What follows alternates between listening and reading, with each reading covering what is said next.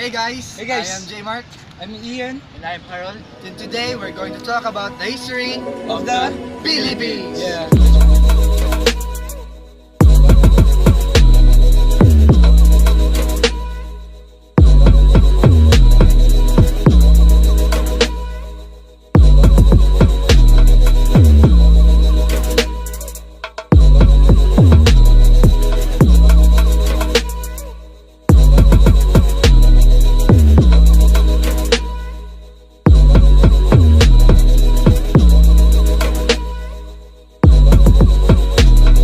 The Philippines is named after the King Philip II of Spain, and it was a Spanish colony for over 300 years. Today, the Philippines is an archipelago of 7,000 islands. However, it is believed that during the last ice age they were joined to mainland Asia by a land bridge, enabling human beings to walk from there. The first people in the Philippines were hunter-gatherers. However, between 3000 BC and 2000 BC, people learned to farm. They grew rice and domesticated animals. From the 10th AD century, Filipinos traded with China, and by the 12th century AD, Arabs merchants reached the Philippines and they introduced Islam.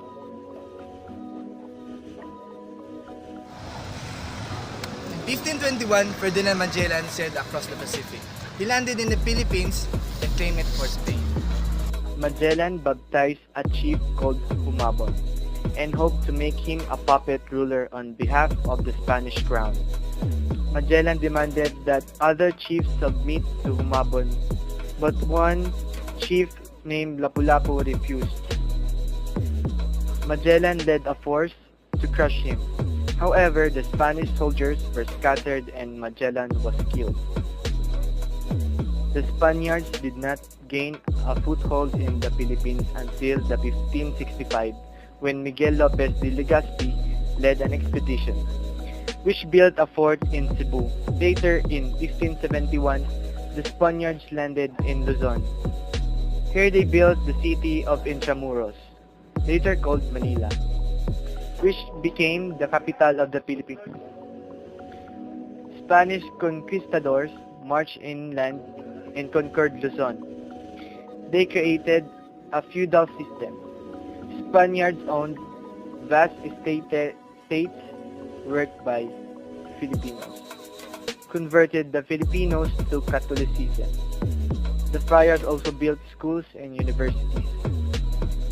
The Spanish colony in the Philippines brought prosperity for the upper class anyway.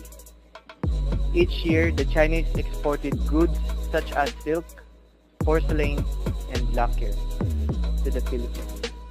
From there, they were re-exported to Mexico. The years passed eventfully in the Philippines until 1762. The British captured Manila. They held it for 2 years, but they handed it back in 1764 under the terms of the Treaty of Paris, signed in 1763. In 1872, there was a rebellion in Cavite, but it was quickly crushed. However, the nationalists continued to grow by the help of a writer named Jose Rizal. Now we're standing in the capital, in the statue of Jose Rizal. He wrote 2 novels, Nolo Me Tangere, or Touch Me Not, and El Filibusterismo, which stoked the fires of nationalism. In 1892, Jose Rizal founded a movement called Liga Filipina, which called for reform rather than revolution. As a result, Rizal was arrested and exiled to Dapitan on Mindanao. Meanwhile, Andres Bonifacio formed a more extreme organization. It's called Katipun. In August 1896, they began a revolution. Jose Rizal was accused of supporting the revolution, although he did not, and he was executed on December 30, 1896. Yet his execution merely inflamed Filipino opinion and the revolution grew. Meanwhile, Filipino revolutionaries had surrounded Manila. Their leader was Emilio Aguinaldo declared the Philippines independence on June 12, 1898. Then, in 1898 came war between the USA and Spain. On April 30, 1898, the Americans defeated the Spanish fleet in Manila Bay. However, as a part of the peace treaty, Spain ceded the Philippines to the USA. The Americans planned to take over. War between American forces in Manila and the Philippines began on February 4, 1899. The Filipino-American War lasted until 1902 when Aguinaldo was captured. American rule in the Philippines was paternalistic. They called their policy benevolent assimilation.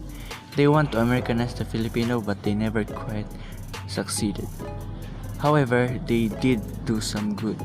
Many American teachers were sent to the Philippines in a ship called the Thomas and did increase literacy.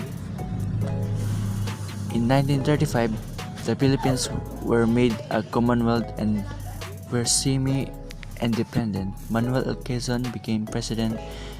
The USA promised that the Philippines would become completely independent in 1945. However, in December 1941, Japan attacked the US fleet at Pearl Harbor. On 10th of December 1941, Japanese troops invaded the Philippines. They captured the Manila on January 2, 1941. By May 6, 1942, all of the Philippines were on Japanese hands. Ferdinand Marcos was elected president in 1965. He was re-elected in 1969. However, the Philippines was dogged by poverty and inequality.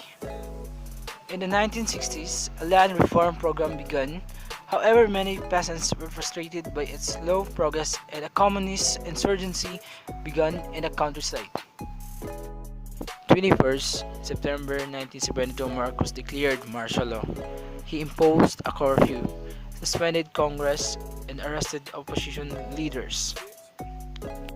The Marcos dictatorship was exceedingly corrupt, and Marcos and his cronies enriched themselves. Then, in 1980, opposition leader Benigno Aquino went into the exile in the USA. When he returned on August 21, 1983, he was shot. Aquino became a martyr and Filipinos were enraged by his murder. In February 1986, Marcos called an election. The opposition united behind Cory Aquino, the widow of Benigno. Marcos claimed victory. Cory Aquino also claimed victory, and ordinary people took to the streets to show their support for her. The followers of Marcos deserted him, and he bowed to the inevitable and went to exile. In 1992, Mount Pinatubo erupted and covered Clark and volcano ash, forcing the Americans to leave. They left Subic Bay in 1993. In 1992, Fidel Ramos became president. He improved the infrastructure in the Philippines, including the electricity supply. Suddenly was privatized and the economy began to grow more rapidly. However, at the end of the 1990s, the Philippine economy entered a crisis. Meanwhile, in 1998, Joseph Estrada, known as Eapp, became president.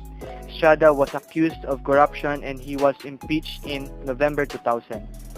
Estrada was not convicted. Nevertheless, people demonstrated against him and the military withdrew its support. Estrada was forced to leave office and Vice President Gloria Macapagal Arroyo to replace him.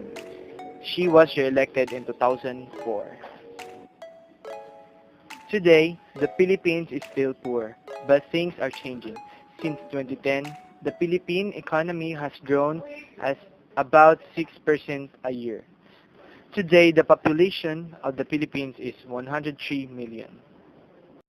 Thank you for watching our video. I hope you enjoyed and learned a lot from the history of the Philippines. So guys, thank you so much, and please invite your friends to Watch this video and because that would be a great help to our sub. click here, Click there, click here, click everywhere. everywhere. So guys, thank you. You guys.